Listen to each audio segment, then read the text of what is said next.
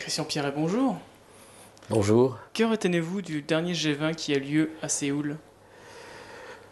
L'opinion générale que je partage est que l'on a évité d'exacerber ce qu'on appelle la guerre des monnaies. On sait que le yuan chinois, le renminbi, est très sous-évalué par rapport à la valeur qu'il représente vis-à-vis de la puissance de l'économie chinoise. Dévalué par rapport, très dévalué, sous-évalué par rapport au dollar et par rapport à l'euro. Et donc cette situation entraîne de différences de valeur des monnaies, entraîne des handicaps extrêmement lourds, notamment pour l'euro et donc pour l'économie française, l'économie allemande et européenne en général, dans la compétition mondiale. Si les Chinois n'ont accepté qu'un très faible mouvement du yuan, leur monnaie nationale, ils ont néanmoins admis qu'il ne fallait pas qu'on se livre au plan commercial mondial à une guerre par l'intermédiaire des monnaies qui, lorsqu'elles sont surévaluées, empêchent le commerce des pays dont la monnaie est très haute, et lorsqu'elles sont sous-évaluées, facilitent artificiellement l'exportation des pays dont la monnaie est basse.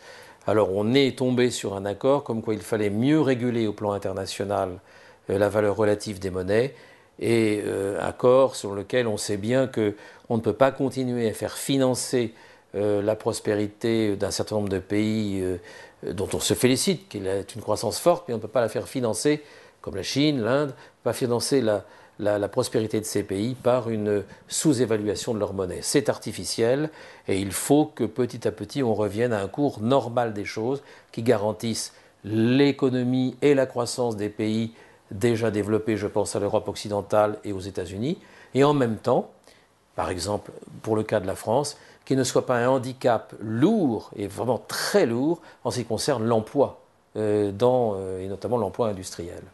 Nicolas Sarkozy, nouveau président du G20, veut changer les règles du système monétaire international. Vous pensez que c'est réalisable?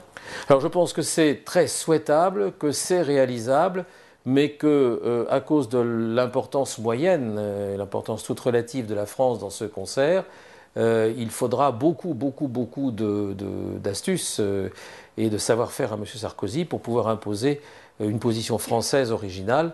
Il a certainement raison dans la direction générale qu'il prend, mais a-t-il les moyens de l'ambition politique qu'il affirme peut-être un peu trop clairement, avec une vaillance qui ne correspond pas à la solidité réelle de l'économie française, hélas.